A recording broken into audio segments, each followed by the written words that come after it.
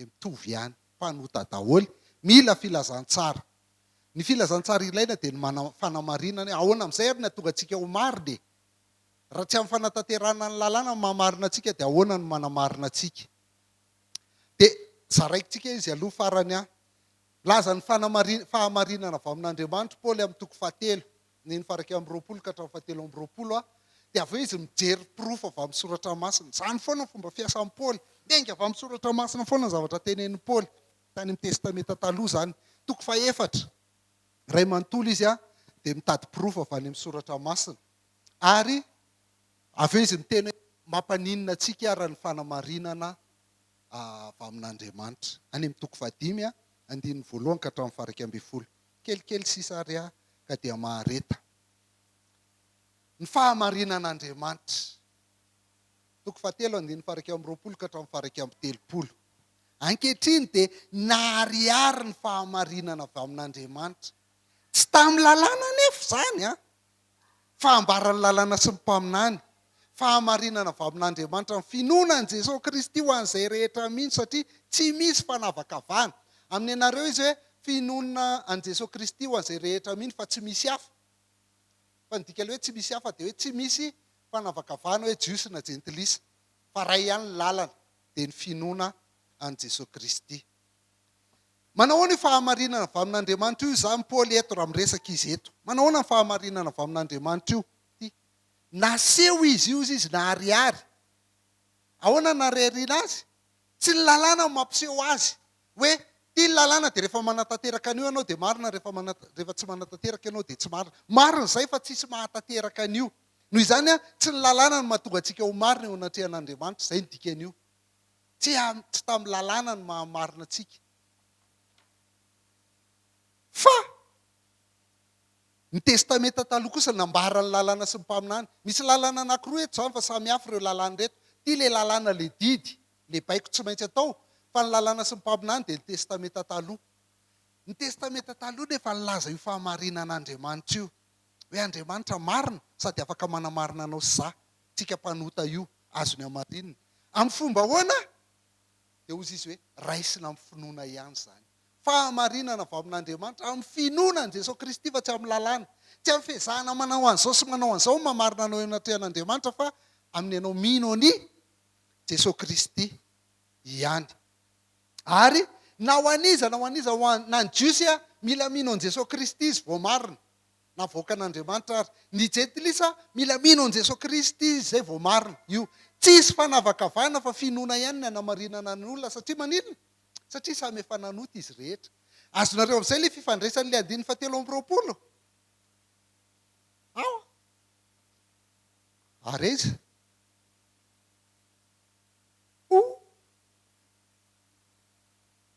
Maty le slide. Andininy 7 fa samy efa nanota izy rehetra ka tsy manana ny voninahitra avy amin'Andriamanitra. Noho izany ninona nataony dia ratsy foana. Satria mpanota izy. Ilay voninahitra Andriamanitra mihitsy niala. Tadidinareo ilay voninahitra nasaiko nijerenareo foana. Tsy eo mihitsy io voninahitra io. Fa niala. Izay ny dikan'iny. Dia mila mino. Finoana ihany no ilain'ny olona. Andininy 7. Kanefa na samy efa nanota daholo ary izy rehetra dia hamarinina maimaim-poana amin'ny fahasoavana izy noho ny fanavotana izay ao amin'ny Kristy Jesosy. Izy no natolotr'Andriamanitra ho fanatitra fampinoana pahatezerana tamin'ny rany amin'ny finoana mba hanehoana ny fahamarinany amin'ny tsy namalin'ny fahotana lasa tamin'ny nandeferany, mba hanehoana Andriamanitra fahamarinana ankehitriny koa ka ho marina izy sady hanamarina izay manana finoana ny Jesosy. Io le teny ohatr'ireny le vakina ny teny malagasy amin'ny fitenin'ny razanao sy ny fitenin'ny reninao fa tsy zavatra azonao mihitsy lazaina kely ary. Tsy izay? Dia rehefa vakina amin'ny teny frantsay izy ohatra misy azo kely ihany. Gravy fa io ny laklehan'ny rehetrarehetra ny fampianarantsika androany dia io andininy 7 ka hatramin'ny 9 io. Avadiko amin'ny fiteniko izy dia amin'izay azo lareo fa izay ilay azo fandehantsika. Ny fanamarinana zany hamarinina maimaim-poana. Ny olona ozy izy dia samy mpanota daholo izy rehetrarehetra ka tsy manana voninahitra Andriamanitra fa hamarinina maimaim-poana izy amin'ny fahasoavany noho ny fanavotana izay ao amin'ny Kristy Jesosy. Raha toko fitenitsika izay dia ozy izy hoe Andriamanitra zany afaka manamarina antsika amin'ny asan'ny Kristy. Dikany hoe manamarina dia afaka miteny anao izy hoe marina ianao ry faly. Alao za ihany aloha nataoko fa za sura fa marina noho ny amin'ny Kristy. Tsy noho nataoko fa noho ny asan'ny Kristy dia tenen'Andriamanitra hoe marina ianao ry faly. Avy amin'ny zavatra nataon'ny Kristy fa tsy ny amin'ny nataoko. Zay le hafa mihitsy ny amin'ity Romanina ity. Ahoana ny fomba azahoako an'io? Dia hozy izy hoe fa amarinina maimaim-poana. Tsy mila mandoa inona, tsy mila mivavaka be, tsy mila mifadiana, tsy mila mandoa ampafolo-karena, tsy mila manompo an'Andriamanitra, tsy mila manao inona. Maimaim-poana tonga dia amarininy tsotro zao fotsiny. Zany efa mpanota. Wow! Tiako aty Baiboly ity. Tsy fantatro olona fa za tiako ty. Ary mbola nanao an'io foana ny antom-piainako isan'andro dia mbola tiako foana satria mahazavatra be dia be ao anatiny. Maimaim-poana zany fanamarinana avy amin'Andriamanitra zany. Faharoa fahavaiza izy io. Inona ny antony? Fahasoavana zany rahalahy. Ranabaviko. Ny atao hoe fahasoavana dia zao fanomezana maimaim-poana ho an'ny olona tsy mendrika. Io amarinina maimaim-poana amin'ny fahasoavana izy. Mendrika anahy dia fitsaran'Andriamanitra. Zay le hitantsika teo fa noho ny fahasoavan'Andriamanitra dia mendrika kado lasa marina. Lasa marina. Fahatelo, inona ny fototra mahatonga an'izany maimaim-poana. Fa maninona ny maimaim-poana le izy? Tsisy valeur amin'ny maimaim-poana hozy izy ny olona. Azafady tompoko. Farany lafo bidy indrindra satria ny fototra le izy dia le asan'ny Kristy teo amin'ny hazo fijaliana. Ilay Jesosy Kristy nandatsaka teo amin'ny hazo fijaliana no mahatonga nalasa marina. Lafo be zany. Raha zany tsy loko amin'ny fahafolo-karena koa dia dévalorisé be le Jesosy Kristy teo amin'ny hazo fijaliana. Raha zany tsy loko amin'ny arenako rehetra dia dévalorisé be izy satria tsy zavatra mety ho simba tahaka ny vola fotsy na ny volamena na ny navotana antsika tamin'ny fitondran-tena adala izay azontsika tamin'ny entin-drazana. Fa ny rason'ny Kristy dia rasa sarobidy tsy misy petipetina toy ny an'ny zanak'ondry, tsy misy kilemo. Lafo zany. Fahazatra zany hoe iny misy prince ho an'ny princesse kely rehetra dia manome peratra diamondra izy. Dia hozy izy ianao hoe manana 20 000 aty fa aleo vidiko 20 000 iny. Koratsinona ko. Zavatra lafo vidy be io lazainao vidianao 20 000 ariary. Tsy hitanao ny valeur ny zavatra omeko anao izy izy. Tsy mety zany. Azonareo ve ny mahatonga an'izy maimaim-poana? Satria lafo loatra. Tsy voavidinao mihitsy io. Fa omeny maimaim-poana. Fa raha vidino io tsy voavidy mihitsy mandrakizay. Satria ny asan'ny Kristy ihany no mahavonjeny io. Ilay nataon'i Jesosy Kristy teo amin'ny hazo fijaliana. Ilay fanavotana amin'ny Kristy Jesosy. Izy natolotra Andriamanitra ho fampinoana am-patezerana tamin'ny rany. Fa normalement tezitra aminao Andriamanitra. Ary normalement raha tezitra aminao Andriamanitra dia tokony fatsihana ny tananao, fatsihana ny tananao, fatsihana ny tongotrao. Le fonina eto ary asiana tsilo eto. Satria raha fatsihana tika miketrony ianao dia vao mainka marary. Grave zany. Zay le vidiny zay. Dia eritrereto fa zay ny Jesosy Kristy. Ny ianao asitrana anao na tonga ny Jesosy nanao an'izay. Ny ianao raha maka fanjaitra kely ohatra n'ity aseho keto tsy hitanareo akory aty amin'ny be nofo indrindra ty tsofoka mbola matahotra ihany ianao. Marary zany. Dia hitanao an'izay hoe sarobidy eo an'i Jesosy Kristy io. Ninona ny antony ny fahatezeran'Andriamanitra tokony ampiarina aminao rehetra dia nampiariny teo amin'ny Jesosy. Ny antsoantso ilay zanak'Andriamanitra, Andriamanitra nahoana dia mahafoy ahy ianao. Valiny fa ho tany faly io aminao io. Faly nangalatra nandainy, faly miseho amin'izay sy tahendry nefa ny ao an-tsainao ratsy be. Io. Tsy mijery izany za masina. Zany inge io antony zavatra io. Zany io. Inona ny tanjony? Mba ho marina Andriamanitra. Anehoana Andriamanitra ny fahamarinany ankehitriny ka marina izy sady anamarina manana finoana an Jesosy. Mpanao kolikoly Andriamanitra raha ohatra ka tokony ho bedy dia alainy ho zanany. Mpanao kolikoly Andriamanitra raha izay. Fa marina Andriamanitra raha nampiariny sazy tokony hiatra tamiko dia nampiariny amin'ny olona marina io sazy io. Nampiariny tao amin'ny Jesosy Kristy ilay sazy dia tsy hiaran'ilay sazy tsony satria efa niatra ilay sazy. Ny sazy anankiray man tsy mahazo ampiariny indroa. Dia efa niatra tao amin'ny Jesosy Kristy ilay sazy dia lasa tsy voasazy tsony dia marina Andriamanitra izany. Nefa za koa lasa marina, nefa za mpanota ty lasa marina ho azy noho ny amin'ny Kristy. Izay ny nataon'Andriamanitra. Fankazo ve tsika? Ahoana amin'izay izany ny fomba azahoana an'io fanamarinana avy amin'Andriamanitra io? Ahoana ny fomba azahoana azy? Amin'ny finoana ihany io. Oera. Izy no natolotr'Andriamanitra fanatitra fampinoana ampadezerana tamin'ny rany amin'ny finoana mba hanehoany fahamarinany amin'ny tsy namaliny ny fahotana lasa. Fa rehefa nampiarin'Andriamanitra na tamin'ny 90 zany, raha tamin'ny 90 ihany maty dia any amin'ny afo be. Satria 91 ihany nandray an'i Jesosy. Efa iresaka élection tsika fa zany tsy namonoan'Andriamanitra anahy. Io tsy namaliny ny fahotana lasa tamin'ny nandeferana. Mamilay raha Andriamanitra io Lay io Tadidinareo ny amin'ny atao amin'ny tabernakely ty misy fiaran'ny fanekena. Dia rehefa indray mandeha isa-taona manao an'ilay andro fanavotana ny mpisorona be, dia maka izy dia alainy le raha dia ataony eto amin'ity rakotra fanaovam-panavotana eto. Dia io ny hitan'Andriamanitra dia voavela ny heloky ny zanak'Israely noho ny le ran'ny omby-lahy izay natao teto amboniny ity.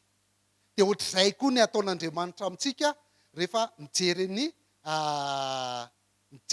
Jesosy Kristy izy maty eo amin'ny hazo fijaliana dia marina isika eo anatrehana. Ohatr'izao fandehan'io Lutera nanao an'ity tena azo. Lutera tsara izy dia ezahako ampitaina aminareo. Ity za mpanota maizina mainty. Ity Jesosy Kristy fotsifotsy tsara satria marina. Fa tamin'izy maty eo amin'ny hazo fijaliana, nakaiza ilay hazo fijaliana? Tokony misy hazo fijaliana eto. Misy hazo fijaliana eto zany misy eo. Tamin'i Jesosy Kristy maty eo amin'ny hazo fijaliana ozy isika teo dia lasa nitondra ny fahotako izy.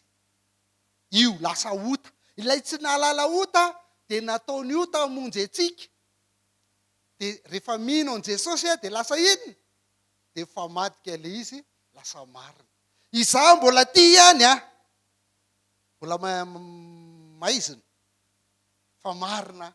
Isaka mijery anahy Andriamanitra dia ozy izy dia Jesosy nita satria Jesosy le marina. Jery anahy Andriamanitra. Ary marina be le Jesosy kely ty nefa za io. Kazaniko. Dia marina foana. Ahoana fandeha marina foana satria za ao amin'i Jesosy. Satria Jesosy efa nitondra ny fahotako rehetrarehetra. Izay le fanamarinana maimaim-poana. Vokatry ny asa nataon'i Jesosy Kristy teo amin'ny hazo fijaliana. Izay ny dikan'ilay toko 520 tsika izao. Aiza raha ny fireharehana. Foana izany. Afaka mizesy tamin'izay ve ianao hoe voavonjy satria za endry kokono le bandirery. Za tsy endry kokono ireny. Tsy afaka mizesy foana izany. Amin'ny lalana manahoana? Amin'ny lalana ny asa ve? Ka inona ny asa nataoko teo? Ny asa nataoko teo ne nanota fotsiny. Tsia, fa amin'ny lalàn'ny finoana. Lalànan'ny finoana. Nino na tonga namarina. Ka amin'izany dia heverintsika fa finoana no hanamarinana ny olona fa tsy asan'ny lalàna. Io amin'izay zany izy. Finoana no hanamarinana ny olona fa tsy ny asan'ny lalàna. Ka Andriamanitra ny jiosy ihany ve zany Andriamanitra? Tsia, fa tsy anjetilisa koa. Anjetilisa koa izy satria tsy izay manatanteraka lalàna ny marina fa izay mino an Jesosy Kristy. Satria ray ihany Andriamanitra izay anamarina ny voafora ny finoana. Ny voafora zany rehefa mino dia amarinina. Ary ny tsy voafora amin'ny finoana. Rehefa mino koa ny tsy voafora dia amarinina. Ka mahafoana ny lalàna ny finoana ve tsika? Sanatria zany fa mampiorina tsara ny lalàna ary tsika amin'izany. Mametraka hoe satria ny asan'ny lalàna dia mampiseho mpanota daholo ny olona rehetra dia miorina tsara ny lalàna amin'izany. Ny sabatista hafa ny fandraisany an'io hoe rehefa mino dia lasa miezaka manatanteraka lalàna amin'izay. Fa au contraire, ny lalàna tompoko dia maneho foana hoe mpanota ianao. Ka rehefa amin'ny finoana nandresako an Jesosy finoana ny hanamarinan'Andriamanitra anahy dia vao mainka miorina tsara le asan'ny lalàna hoe ny lalàna dia manameloka anahy fotsiny. Fa vitany azy satria tsy any aminy fa ty amin'ny finoana zao. Tsisy azony amin'ny lohana anatsony. Zay zany lazainy hoe finoana no andraisana ny fanamarinana amin'ny finoana ihany. Tsy fanamarinana amin'ny lalàna mihitsy hoe satria ianao niezaka nanaraka nyity didy ity na reto didy reto na ireto rehetrarehetrareto mamarina anao fa satria ianao nino any asa nataon'i Jesosy Kristy teo amin'ny hazo fijaliana. Ary io finoana io dia tsy ho an'ny jiosy ihany fa ho an'ny jedilisa koa. Anjedilisa koa. Ho an'ny rehetra. Zay dikany hoe rehetra tompoka rehefa miteny hoe rehetra izy dia tsy jiosy ihany fa jiosy sy jedilisa.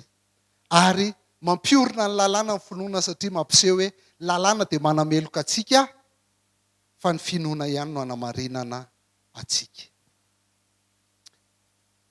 Maka pirofo avy amin'ny soratra masina amin'izay Paoly hoe soratra masina koa ve ny Baiboly ny testamenta taloha koa ve milaza an'izany hoe amin'ny finoana no hanamarinana ny olona fa tsy lalàna nefa ny amin'ny testamenta taloha nanome ny didy folo. Zany raha miresaka amin'ny sabatista sy ny adventista ianao dia ho anazy zay ny lazain'ny testamenta taloha hoe zay marina zay manatanteraka lalàna ny marina. Fa ozy izy Paoly hoe na amin'ny Baiboly tamin'ny testamenta taloha dia milaza hoe zay mino ihany ny marina. Ny ohatra raisiny dia Abrahama. Abrahama ny raisiny Paoly. Toko faefatra tsika izao. Inona ary lazaintsika fa efa azon'ny Abrahama razantsika araka ny nofo. Raha asa tokoa mantsy ny nanamarinana ny Abrahama dia afaka mizesta ihany izy. Saingy tsy eo anatrehan'Andriamanitra. Fa ahoana ozy ny soratra masina? Ahoana ozy ny soratra masina? Ary nino an'Andriamanitra Abrahama ka nisaina fahamarinana izany. Genesis toko 15. Hitanareo na testamenta taloha ary dia efa milaza an'izany. Na i Abrahama ary tsy noho ny asany raha asa tokoa mantsy ny namarinana anazy izy dia afaka mizesta izy. Zany hoe na andiny voalohany ka hatramin'ny fahavalo zany dia milaza hoe tsy noho ny asany Abrahama na tonga na Abrahama ho marina. Tsy noho ny asany. Fa noho ny finoany. Nino dia nisainao fahamarinana izany. Nanamarinana azy. Andiny faefatra. Lahibe ty. Ho an'izay miasa dia tsy isaina ho toy ny fahasoavana ny karama fa toy ny trosa. Fa ho an'izay tsy miasa kosa nefa mino izay manamarina ny ratsy fanahy dia ny finoana no isaina ho fahamarinana. Milay io asa raha azonareo izany. Zao ny fandehany. Rehefa miasa ianao dia hanananao trosa ny patronanao amin'ny faravolana. Ao afaka azontsika hanananao trosa ny patronanao amin'ny faravolana dia rehefa tonga faravolana dia tsy maintsy omeny karama ianao. Ny karama zany dia trosa. Fa tsy fahasoavana hoe misaotra betsaka patron fa dia nahazo fahasoavana nahazo n'ity karama ity. No, vokatry ny asanao io. Vokatry ny asanao io. Ny asa dia miteraka karama, trosanao io. Fa tsika tsy manana trosa amin'Andriamanitra izany Tsika ny nanan'Andriamanitra trosa, na ny jiramahan'Andriamanitra fotsiny ara dia efa tsy voalohantsika. Amin'ny vidiny masoandro izy amin'ny malohany io. Vidiny orana rery sy ny rano sotroina isan'andro izy amin'ny malohany io. Tsy manana trosa amin'Andriamanitra zany tsika nanan'Andriamanitra trosa be dia be. Dia hoy izy, fa ho an'izay tsy miasa kosa, ilay fa inona fotsiny ny ataony? Mino n'ilay manamarina ny ratsy fanahy, dia ny finoany ny sainao fahamarinany. Zay mihitsy tsy mila miasa ianao zany amin'Andriamanitra fa mino fotsiny. Mino fotsiny amin'ny anitsika mbola hianatra amin'ny talata ny finoana ranasa. Mino ianao dia marina, zany atao hoe fahasoavana. Tsy manao ninina tonga dia mahazo karama. Fahasoavana izany. Marina eo anatrehan'Andriamanitra. Fa tsy hain'ny mpivavaka izany. Tsy hain'ny olona religieux zany. Tsy mety amin'ny olona religieux mihitsy izany. Ary mino fa misy marary fo be eto zao. Mba fampianaran-diso koa ny zalahy ao aloha tsy hanao ninina mihitsy. Ka zay ny voasoratra. Ny tsika ilay voasoratra ihany aloha ny resahantsika fa tsika dia tsy mahay ninina loatra. Andiny fahenina. Izany ny ilazany Davida amin'ny fahasambaran'ny olona izay isain'Andriamanitra fahamarinana tsy amin'ny asa hoe. Izy Davida fahasambaran'ny olona isain'Andriamanitra fahamarinana nefa izy tsy niasa akory. Ahoana ny fahasambarany? Sambatra izay voavelany elona sy voasarona fahotany. Sambatra ny olona izay tsy isain'i Jehova eloka. Zay. Na Davida raha ozy izy Paoly dia izao. Tsy nisy fanisana ny eloka nataony fa tonga dia navela fotsiny. Fa raha Andriamanitra manisa ny elontsika. Horera. Gravy. Tonga dia voavela maimaim-poana fotsiny ianao.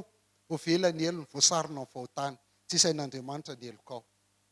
Nino fasivy?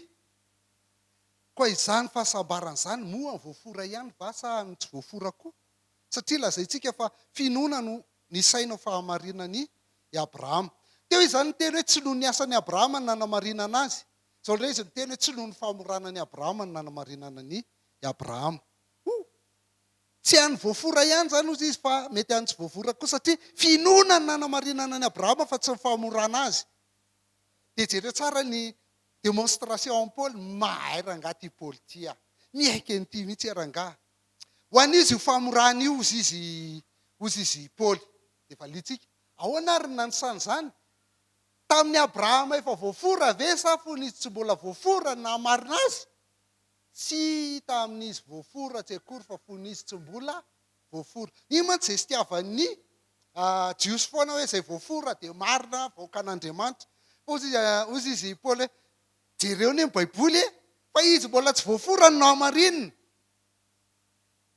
Tamin'ny Abrahama tsy mbola voafora ny namarinina fa nino izy? Tombona foana ho an'izany na batisa na fanasany tompona ny rehetrarehetra sakramenta rehetra. Nandray famantarana amin'ny famorana izy. Toy ny tombo-kasehan'ny fahamarinana amin'ny finoana izay nananany fony izy tsy mbola voafora. Dikan'izany dia zao hoe ny famorana zany dia pirofo fotsiny hoe efa no hamarinina ianao. Nandray ny famantarana amin'ny famorana izy toy ny tombo-kasehan'ny fahamarinana amin'ny finoana izay nananany fony izy tsy mbola voafora. Mba ho rain'izay rehetra mino izy na dia tsy voafora azy, mba ho isaina ho an'ireny koa ny fahamarinana. Rainy voafora tokoa izy, tsy izay voafora ihany fa izay manaraka ny dia amin'ny finoany Abrahama raintsika koa, dia izay nanana ny fony izy tsy mbola voafora.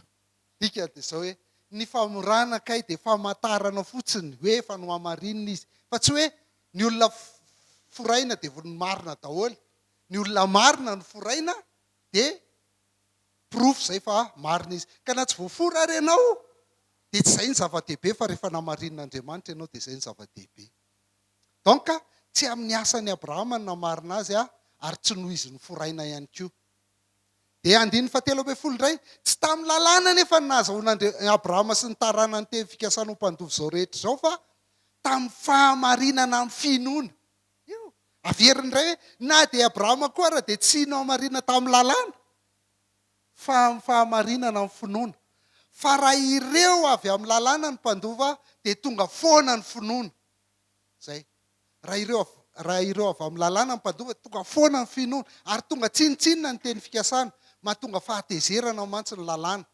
Fa raha tsy misy lalàna dia tsy misy fandikala-dalàna. Hitanao, mahatonga fahatezerana ny lalàna. Zay foana ny asan'ny lalàna mampiseho hoe mpanoty ianao.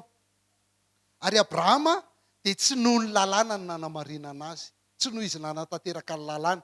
Dia jereo nge ilay lôzika be, zay ilay mila mahay mamaky Baiboly. Lôzika be, hoe tsy amin'ny lalàna. I Abrahama nge ka, ny lalàna nge ka 300 taona taty aorianan'ny Abrahama zay vao nomeny. Ka lalàna inona moa narahany Abrahama teo? Izy efa no hamarinina talohany nanomezana ny lalàna. Noho izany tsy lalàna mihitsy no namarinana Abrahama fa ny teny fikasana, les promesses. Dia i Abrahama natao niny fotsiny. Zay ny lehibe lavitra noho ny lalàna. Rehefa nahazo teny fikasana ianao hoe tsisy ninina nataony Abrahama mpanompo sampy afozy Andriamanitra hoe miala amin'ny taninao sy ny havanao sy ny trano rainao any amin'ny tany izay asehoko anao dia hitahy anao ho aminao no hitahina ny firenena rehetra ambonin'ny tany, alehibe ny anaranao Zay le teny fikasana. Dia nino an'izay Abrahama dia izay ny lehibe. Fa ny lalàna taty aoriana vao nomena. Manao ahoana ny endriky ny finoany Abrahama io ary? Andao jerentsika amin'izay afahantsika mahita hoe ohatrany ahoana ny finoana azahoana fahamarinana. Noho izany dia finoana no antony teny fikasana ho an'ny taranaka rehetra mba ho araka amin'ny fahasoavana. Tsy ho an'izay avy amin'ny lalàna ihany fa ho an'izay avy amin'ny finoanany Abrahama koa dia ilay raintsika rehetra. Araka amin'ny voasoratra hoe nataoko rain'ny firenena maro ianao. Inona ny dikan'izany? Nahazo teny fikasana azo antoka Abrahama, ho rain'ny firenena maro ianao. Fahasoavana izany io. Ho araka ny fahasoavana nanomezana anazy an'io teny fikasana io. Atateraka an'io teny fikasana io. Finoana no ahafahana manatanteraka an'io. 7:12 tapa-faharoa, raintsika izy teo anatrehan'izay ninony. Andriamanitra izay mamelona maty sy miantso ny misy ho tsy misy ho misy. Iza ninony Abrahama? Iza ninony Abrahama? Andriamanitra manangana ny maty. Io mamelona ny maty. Taiza ninon'Andriamanitra Abrahama zany Andriamanitra manangana ny maty zany? Tamin'ny fiainany maty ny kibo Sara. Tsy niteraka efa 100 taona fa mbola nahazo ny Isaka ihany izy. Tamin'ny nahazoana ny Isaka zany dia fantatry Abrahama hoe Andriamanitra mahay manangana maty. Io Andriamanitra io satria kibo maty ary ny Sara vita ny manangana azy. Fa zay ny fiandohan'ny fiainan'ny Abrahama. Fa ny fiafaran'ny finoany Abrahama koa dia zay. Tadidinareo izy rehefa sainan'olotra ny Isaka atao fanatitra. Dia ozy izy andraso eto ozy izy fa andeha hiakatra hivavaka izay dia rehefa avy eo izay miverina eto miaraka aminao. Dia ozy izy ny Hebreo hoe satria Abrahama nino ozy izy fa nahovonony ary Isaka dia ho hain'Andriamanitra manangana ny Isaka tamin'ny maty. Ary tena zay tokoa no nitranga satria niverina teo izy mianaka. Tamin'ny nanolorany ny Isaka ho fanatitra, zay ny nanehoany Abrahama hoe mino an'Andriamanitra izay mamelona ny maty izy. Fa io Andriamanitra koa dia miantso ny tsy misy ho misy. Telo fotsiny izy hoe misy ny mazava dia misy ny mazava. Teny izy hoe misy ny abakabaka ambony sy ny abakabaka ambany dia nisy ny abakabaka ambony sy ny abakabaka. Teny izy hoe misy ny zavaboary dia nisy ny zavaboary. Le Andriamanitra, Dieu rédempteur sy le Dieu créateur, zay le Andriamanitra ninony Abrahama. Le Andriamanitra manangana amin'ny maty sy Andriamanitra pahary. Dia ozy izy Paoly ary amin'ny 7 hoe raha mino an Jesosy ho tompo ho vavanao ianao ary raha manaiky an Jesosy ho tompo ho vavanao ianao ary mino fa Andriamanitra fa nanangana azy tamin'ny maty dia ho vonjeny ianao. Zava-dehibe le manangana amin'ny maty. Manahoana ny endriky ny finoany Abrahama? Na dia tsy nisy nantenaina aza dia nanantena ihany izy kanina mba ho tonga ray ny firenena maro araka voalaza hoe ho tahaka izany ny taranakao. Raha mitenitsika hoe avaiza ny finoany Abrahama? Avy amin'ny fanantenana, tsisy fanantenana mihitsy i Sara. Nandao ataontsika hoe tsy mompy Sara fa normal. Vehivavy 100 taona zany efa menopause. Tsisy fanantenana tsony raha ny amin'ny Sara. Zay na tonga ny Abrahama raha rehefa nitenen'ny Sara hoe ndana amin'ny agara dia nandeha nakany amin'ny agara izy. Tsisy. Fa avaiza ny finoany Abrahama? Dia ozy izy hoe nanantena ihany izy kanino mba ho tonga ray ny firenena maro araka ny voalaza hoe mila jerena daholo na le teny kely reny ara. Le finoany Abrahama zany nanome azy fanantenana. Nino izy hoe tahaka izany ny taranako tahaka ny fasika sy ny kitana. Fasika sy kitana mantsy. Avy amin'ny fananina izy nanantena zany araka ny voalaza hoe nisy tenin'Andriamanitra tao amin'ny Genesis 5:12. Ny finoany Abrahama zany dia avy amin'ny tenin'Andriamanitra. Mitovy foana io. Raha miteny izy Romana 5:17 hoe ny finoana dia avy amin'izay henona. Zao ny tena dikany fa tsy hoe toriteny. Ary izay henona kosa dia avy amin'ny tenin'i Kristy. Dia ny finoana tsy maintsy avy amin'ny tenin'Andriamanitra foana. Dia Abrahama nino hoe ho tahaka ny fasika sy tahaka ny kitana ny taranakao dia nanantena ihany izy na dia tsy nisy azo nantenaina intsony azy. Zany ny finoana zany. Na tsy mitovy amin'ny zavatra hitanao maso ary ny zavatra lazain'ny tenin'Andriamanitra dia matoky ianao hoe zany ny lazainy. Raha izao hoe ny lazainao marina dia ho izy. Fa hozy izy hoe zany ny lazainy tetene izany eo koa. 7:20. Jerentsika ny endriky ny finoana ny Abrahama, ny toetoetry ny finoany Abrahama. Tsy mba nale amin'ny finoana izy na dia nevitra ny tenany ho toy ny maty aza. Satria efa tokony ho 100 taona izy. Toy izany koa ny fahafatesan'ny kibo Sara.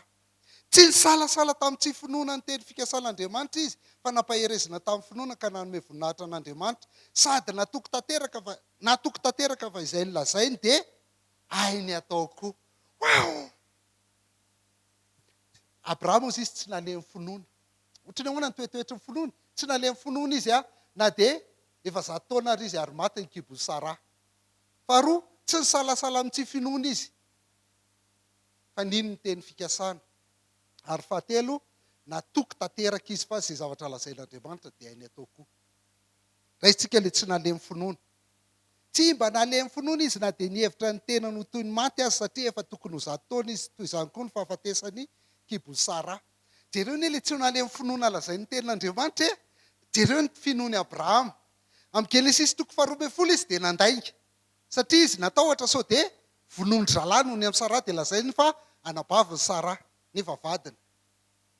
Ozy ny tenin'Andriamanitra hoe tsy nalemy vonoiny izy. Nefa tsy finoany izany. Wow.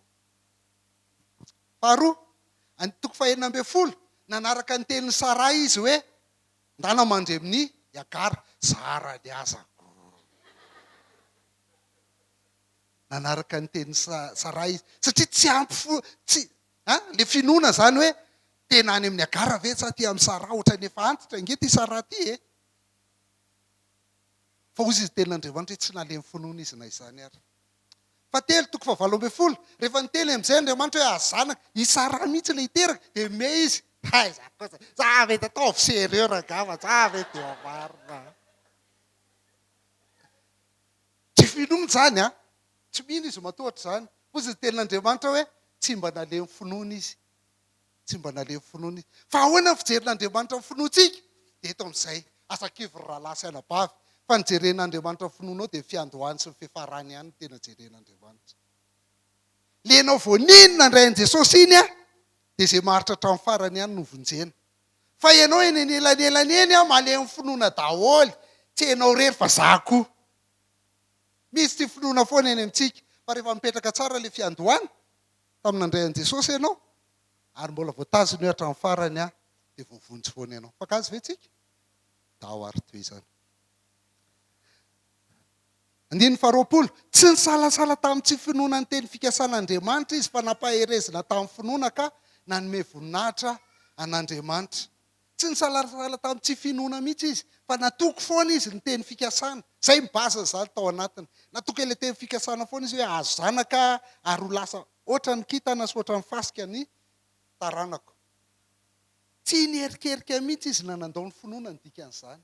Tsy niherikerika mihitsy izy fa nizotra tao anatiny iny foana. Ao amin'ny tompo foana, indraindray mety tsy mino, indraindray mieritreritra hoe dia mety tsy tia angamba ilay izy na ohatr'izao, fa zaho amin'ny tompo foana na izany ary. Zay ny Abrahama. Dia Andriamanitra no nampahery azy. Nampaherezina tamin'ny finoana izy noho ny finoana. Fa ianao rehefa zanak'Andriamanitra indray mandeha dia tazomin'Andriamanitra foana ny finoanao. Satria ny finoana avy any aminy dia izy ny miazona an'iny hatramin'ny farany. Fa ny fanomezan'Andriamanitra dia tsy misy anenenany. Fa rehefa nomeny an'iny ianao dia tazominy hatramin'ny farany iny. Dia nanome voninahitra an'Andriamanitra. Io fa miverina ilay voninahitra. Tadidinareo ilay very. Fa samy efa nanoty izy rehetra ka tsy misy manana voninahitra avy n'Andriamanitra. Fa rehefa nino Abrahama nampaherezina tamin'ny finoana dia nanome voninahitra an'Andriamanitra. Mbola ho hitantsika io rehefa avy eo farany. 20 sady natoky tanteraka. Zay ny toetoetry ny finoany Abrahama fahatelo. Natoky tanteraka fa zay nilazainy dia hainay tao koa dia nisainao fahamarinana izany. Zay. Natoky tanteraka Abrahama. Fa io Andriamanitra io rehefa miteny zavatra aminao dia tsy ohatran'ny olona rehetra miteny. Tena tiako ianao, meko anao ny volana, meko anao ny kitarikangah io anao. Ianao angafa teny. Tsy vitanao akory izany.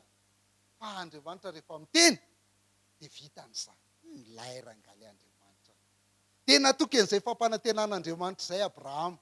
Hoe rehefa miteny izao Andriamanitra dia hainy manao ny rangahy. Dia aleo izy ny andraikitra an'izany Matoky ny herin'Andriamanitra izy hoe vitan'Andriamanitra izay zavatra lazainy Manahoana ianao?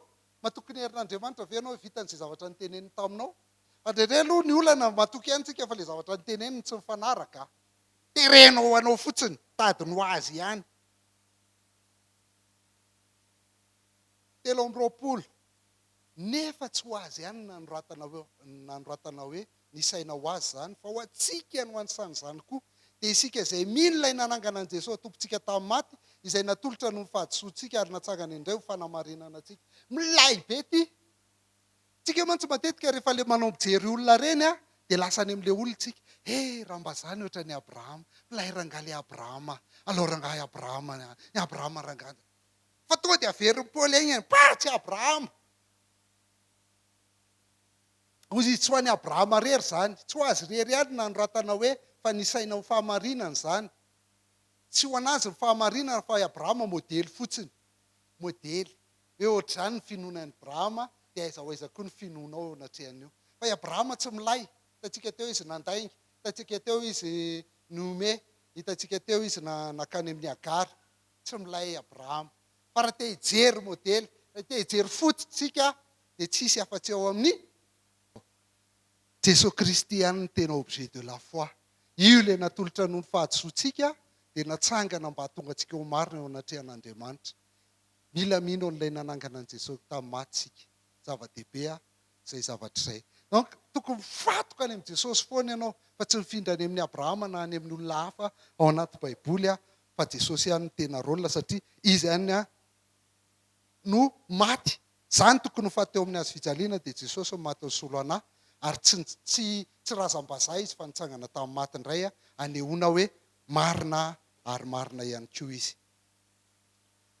Raha averintsika izany nanamarinana ny Abrahama raha mitoko fahevatra dia izao hoe tsy noho ny asany namarina azy tsy noho ny famoranany namarina azy ary tsy noho ny lalàna ny namarina ny Abrahama fa ny endriky ny finoana Abrahama dia izao hoe tsy ny salasala izy. Ilay Andriamanitra mpahary sy ilay Andriamanitra mpanangana amin'ny maty no ninony Abrahama. Ary ny finoana Abrahama dia avy amin'ny tenin'Andriamanitra foana. Ny finoana dia avy amin'ny tenina tsy maintsy mino ny tenin'Andriamanitra foana ianao izay vao inoana dia ny toetoetry ny finoana Abrahama teo dia ilay hoe tsy ny salasala tamin'ny tsy finoana izy ary natoky hatrany fa izay zavatra lazain'Andriamanitra dia hainy koa no manatanteraka azy. Fa mila fantatsika fa tsy ho ny Abrahama rery ny fanamarinana fa ho antsika koa satria ny fototra tsy Abrahama fa Jesosy Kristy.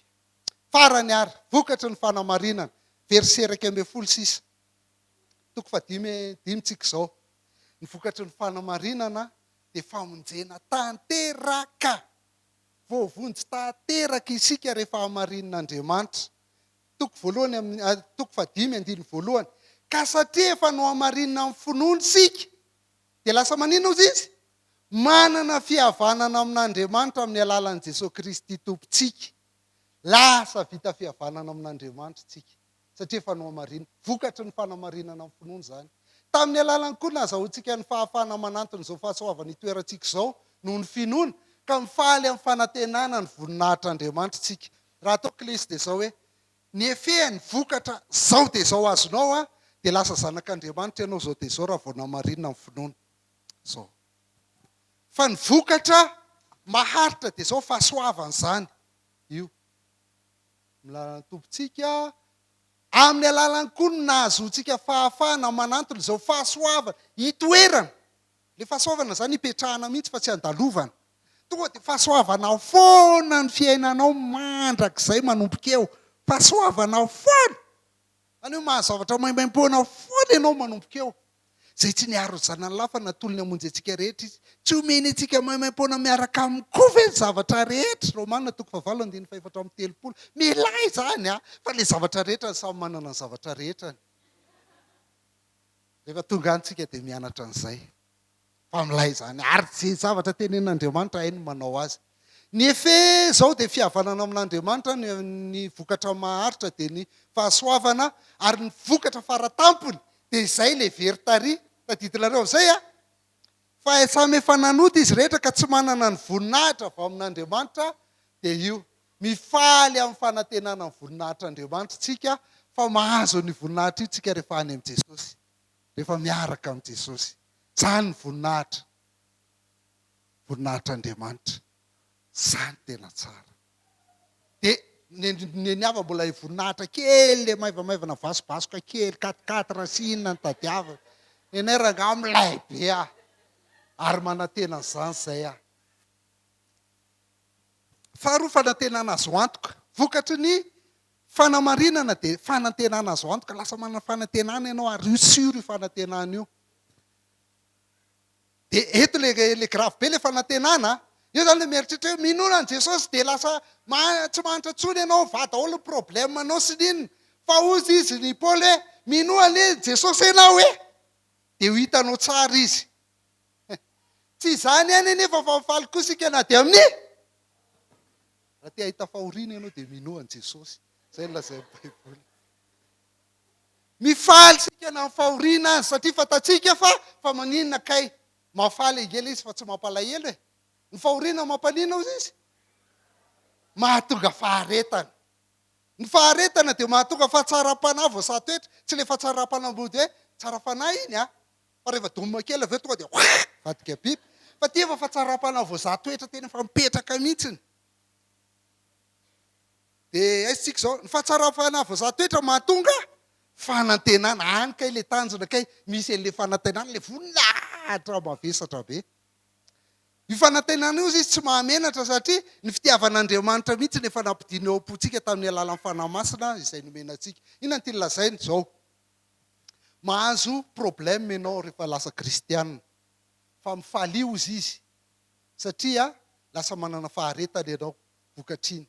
Ary ny faharetana iny manome anao toetra tsara tena éprouvé. Toetra tsara vao za toetra. Dia miteny izy aveo hoe ny fototry ny fanantenanao amin'izay mahatonga anazy azo antoka dia ilay fitiavan'Andriamanitra. Hoe Andriamanitra efa tianao, efa nataony taom-ponao mihitsy io fitiavana io e. Nampitaony ao anatinao dia io tsy mandainga. Fa izay teneniny dia hainy koa manatanteraka azy. Tsy azonareo fifaliako mizara izany sy ny mety ho alahelo raha ohatra ka tsy raisinareo ilay izy, fa tsy rarako fa za faly foana. Marina e! Inona ny porofo fitiavan'Andriamanitra? Tena tsy haintsika avy eo Andriamanitra ko manina mampatalofony an'izao raha ohatra tiany. Dia izay problema foana ny ainako hatramin'izay. Tsy mety mahita asa mihitsy, tsy mety mahita vady mihitsy, tsy mety mahita vola mihitsy, tsy mety mahita zao mihitsy. Dia tian'Andriamanitra ve ndao ara jerentsika manahoana ny porofo fitiavan'Andriamanitra e? Tiany ianao minofo fotsiny ihany. Ozy izy hoe tamin'ny ianao tsy mendrika ilay mpanota ilay tsy manana ny voninahitra Andriamanitra iny ianao efa nitiaviny. Tamin'ny ianao ratsy ara nitiaviny. Jereo tsara ny lazainy azy fony mbola tsy nanan-kery sika. Tsy nanana hery anatonana an'Andriamanitra na inona religion nataontsika. Fony tsy mbola nanan-kery tsika dia maty Kristy tamin'ny fotoan'andro hamonjy ny ratsy fanahy. Mbola ratsy fanahy tsika dia efa maty Jesosy. Fa Jesosy tsy niandro hoe aleo aloha faly lasa mpivavaka be izay vao ho faty eo amin'ny hazo fijaliana. Fa mbola tsy teraka akory dia efa maty izy. Fony mbola tsy nanan-kery sika dia maty Kristy tamin'ny fotoan'andro hamonjy ny ratsy fanahy. Fa zara raha misy olona manaiky ho faty hamonjy marina. Nefa angamba misy ihany sasany sa maty hamonjy manao soa. Fa raha hamonjy ny ratsy izany tsisy manaiky ho faty hamonjy izay. Elahy rehefa ratsy, zarako ary elahy maty ihany. Fa ny Jesosy elahy ratsy io mihitsy ny tiako dia alao aho faty hamonjy elahy. Fa Andriamanitra mampiseho ny fitiavany antsika. Mba azonareo ve eo andininy io? Zao no nanehoan'Andriamanitra ny fitiavany ianao. Ianao mbola mpanota io. Ianao le ratsy io. Ianao le toko voalohany ka hatramin'ny toko fahatelo andininy faharoapolo io. Fony mbola mpanotsika dia efa maty hamonjy antsika Kristy. Aleloia! Tsy ny katovy aleloia! Aleloia! Tsy saikita za fa za matahotra nareo. Terany eo an'ny tompony dikan'izany.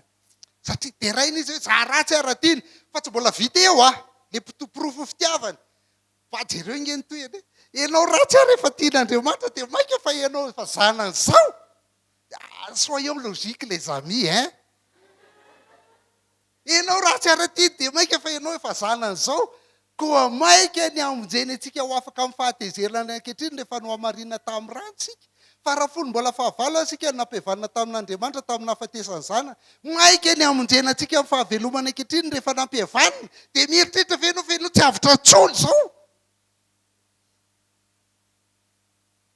Tian'Andriamanitra ianao. Tiany ianao satria efa maty ho anao Jesosy. Avitra fony ianao. Patience. Faharetana. Zay fotsiny. Fony mbola fahavalo asika nampihavanana tamin'Andriamanitra tamin'ny nahafatesany zana. Maika ny amonjena antsika. Lomana ankehitriny rehefa nampihavanana. Ary tsy izany ihany koa fa mifaly amin'Andriamanitra tsika amin'ny alalan'i Jesosy Kristy tompontsika. Izay nahazahoantsika fihavanana ankehitriny. Grave izany hoe havan'Andriamanitra izany. Tsy azonao ny degré an'izany hoe zanak'Andriamanitra izany. Fa ny dadanao ny deba-drindra eto ambonin'ny tany sy any an-danitra. Dia avelany amin'izao ve ianao? Tsy maintsy vonjena. Ianao ratsy rehefa maty Jesosy hamonjenao. Maika fa zao. Dia mbola tsy mihina ihany ve nareo? Dia mbola kivy ihany ve ianao hialy eto hoe zay dia ino moa dia zay mampalelokely. Tian'Andriamanitra ianao. Ary tsy maintsy vonjeny ianao. Vokatr'izay faly.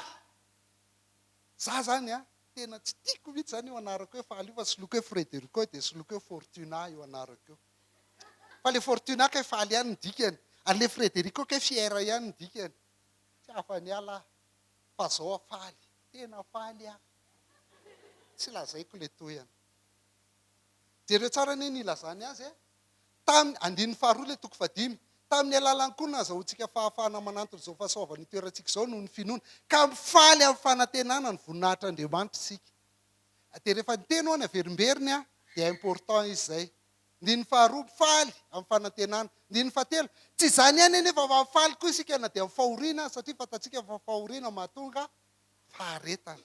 Faly foana na misy problème na tsisy problème dia faly foana. Andin'ny faha 12 mbola miverina ihany io. Ary tsy izany ihany koa fa mifaly amin'Andriamanitra isika amin'ny alalan'i Jesosy Kristy tompontsika izay nahazoantsika ny fihavanana ankehitriny. Wow! Tsy mahay ninina, tsy haiko na tafitako aminareo ny aty anatiko fa faly tena faly Raha fitiantsika filazantsara dia ohatr'izao zany ny fandehan'le izy. Ny antony ilana ny filazantsara ozy izy tsika teo, ty zany ny conclusion famitinana fotsiny dia izao noho ny fahotan'ny jentilisa. Dia mila filazantsara tsika. Fahotana no ilantsika filazantsara. Tsy vola, tsy fahoriana, tsy fahantrana, tsy problème, tsy trosa, fa fahotana. Jentilisa dia mpanota, ny moralista dia mpanota, ny jiosy dia mpanota avokoa, ary ny olona rehetra dia mpanota avokoa, ary ny rehetra amin'ny olona dia mpanota avokoa. Dia ny filazantsara dia fahamarinana avy amin'Andriamanitra avy amin'ny finoana sy ho amin'ny finoana araka voasoratra hoe ny marina amin'ny finoana no ho velona. Romana 1:17 dia azavaina eto ilay izy hoe avy amin'Andriamanitra io fahamarinana io. Tsisy zavatra ataonao fa Andriamanitra nanao nito amin'ny Jesosy Kristy. Isaky mijery anao izy dia Jesosy ny hitany. Kay ty Jesosy elikely nefa faly ny hitany eo. Fahamarinana avy amin'Andriamanitra. Ary ny soratra masina efa nilazan'izany fa na i Abrahama koa raha dia namarinina tamin'ny finoana, ary fahatelo vokatry ny fanamarinana dia fifaliana. Misaotra anao naharitra hatramin'ny farany